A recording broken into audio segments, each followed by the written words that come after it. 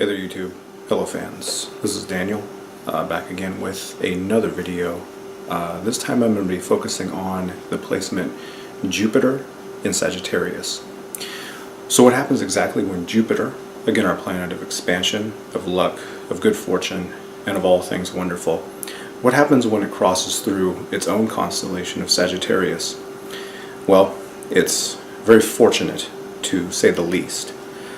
So Jupiter in Sagittarius is going to attract a lot of luck as long as the native chart holder is generous, is tolerant, and ultimately practices what they preach. They can be very inspirational people. They can be the kind of people that can be thought of as philosophers, as gurus, as teachers, even from a very young age. This is the kind of placement that people are going to have a natural resonance with the universe and with different matters of prosperity as it relates to education and to financial realms as well.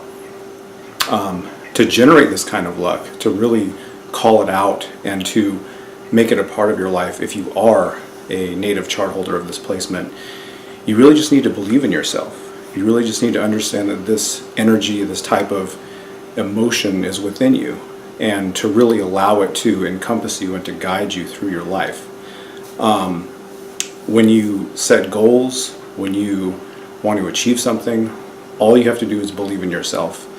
And Jupiter, according to the placement, is going to benefit you the easiest among the 12 signs because, again, this is, of course, the home sign of the planet Jupiter. You're going to have a natural enthusiasm. You're going to have a natural zest for life. You're going to have the ability really to understand and to know a lot more than you think you do. Things come easy to you. Education, anything within that realm is going to be something that is almost divinely inspired. You're the kind of person that can go out into the woods and think on things and really come back with some very, very fascinating wisdom on different topics. You're someone that people should look to for guidance, for support, and for an inspirational view of things to come. At the same time, you can be someone who is a little bit perturbed when people disagree with you. You have a keen sense of reality, a keen sense and understanding of the way the world works. And so because you understand the way things operate, you have a natural inclination to be a little bit upset with people who have maybe more of a simple-minded view. But again, this is something that has to be taken with a grain of salt because, of course, Jupiter understands a great many things, and its expansion allows you to understand the way that others think as well, and to put things into perspective that not all people are attainable of this type of wisdom that you can bestow and have within yourself. So at different times you're going to come into situations where you'll be presented with travel opportunities, you'll be presented with education opportunities, you'll be presented with the ability to move on and about in life, maybe outside of your initial comfort zone. You may have some placements that want you to kind of regress and want you to kind of take the more conventional path. I can tell you without a shadow of a doubt that Jupiter, when it's in its home sign, experiences the most luck. In fact, it experiences great fortune when treading its own path, when seeking adventure, when traveling great distances.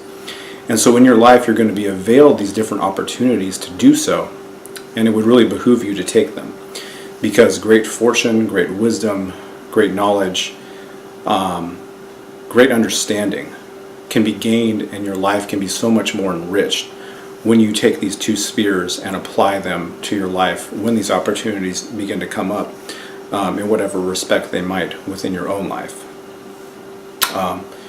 So this placement has an understanding that there is luck in many things, there is luck in many people, and you find it easy to bring it out in others. You find it easy to make people understand the things they need to do to be successful. And so this is really going to benefit you in assisting these other people and acting as, again, as a philosopher, and acting as someone who is a bestower of wisdom upon others, even when they don't take that advice. So again, part of being lucky with this placement, part of being knowledgeable about who you are and how this Jupiter placement represents you, part of that is knowing and understanding that you have this wisdom within you, that you have to develop it, and that through life you'll be presented with those opportunities to develop it. Again, through education and travel primarily. Depending upon the house placement, depending upon aspects, depending upon various things that are going to influence, either help or hinder the placement itself, it's going to create a different outcome for everyone. I know that a lot of you who have had this placement, who have emailed me, who have written me, have come to the conclusion that there's something missing that's preventing you from being successful, even though you have this placement and you're fairly well read on it. You're fairly understanding of what needs to be done to attain this type of prosperity through this placement. But the need to understand the house, the degree, the decan, the aspects, any asteroids that may be in place there, it all comes together to create a different scenario for each person. And that's what makes astrology individualistic. That's what makes it tied to the person itself. That's what ties each chart to each person. So in looking at a placement that is so fortunate, that is so beneficial, and that is so overwhelmingly positive, again, attaining these things means seeking adventure, means getting outside the comfort zone, means understanding the world as almost like a jungle where, around the next corner could be the next opportunity, could be the next prize, could be the next treasure, could be the next whatever. So depending upon what house this placement might be in is going to determine the area, the arena where most of this luck is going to be had. Obviously, if Jupiter is sending out aspects to different areas of the chart, if it's influencing different areas of the chart, that's going to be something of a game changer. But ultimately, the house itself and the decan specifically is going to represent the greatest area where luck will be generated. So for example, someone with, let's say Jupiter, Sagittarius, second house, extremely lucky with money, with financial aspects, with the attainment of wealth, with the attainment of personal wealth through personal means. So for example, you might land a great job, you might, be in finance yourself, you may have access to different accounts that you manage or that you have yourself that you play around with, with the stock market, or you may just play the lottery and win the lottery. This is a perfect example of what that second house placement is going to represent.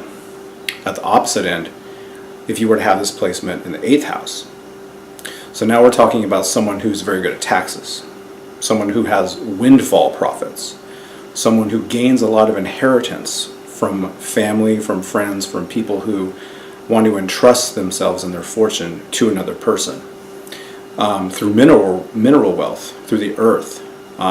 Maybe you live on some property that has natural resources that you don't know about, that you may want to inquire about if you have this placement, or if you have access to lands outside of where you live that may have resources available.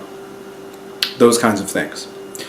So depending upon that, this is where the luck is going to come from primarily. Outside of that, the more philosophical side, the more religious end, the more wisdom-based orientation of Jupiter is still ever present. It's still ever present no matter what house placement, that someone with Jupiter in Sagittarius must carry with them the instinct, the drive to achieve, the lust for adventure, the desire to be successful in the world beyond their conventional day-to-day life. Sagittarius, as a matter of point, is a sign that hates the routine. They hate the day-to-day, everything remaining the same type of ordeal. So with that is going to hinder the success of Jupiter in your life. It might run contrary to other planets, to other placements that actually benefit from this. But for Jupiter in the sign of Sagittarius, newness, adventure, having a vision, having a sense that the world is your oyster, and all you have to do is go out there and conquer it. This is what benefits Jupiter in the sign of Sagittarius. So this has been my analysis of the placement Jupiter in the sign of Sagittarius. If you have any questions, concerns with your own placement, or comments, please make them below. Again, I love getting all of your questions. I'm going to start making some great videos responding to your questions. I've done email back and forth with a few of you, and I try to answer as many as I can in the comment section. But I think that hearing it from the horse's mouth is going to be very beneficial in the future. So I'm going to start introducing that very soon. Until then, hope you all have a great day, and I hope you enjoyed the eclipse. Thank you. Bye.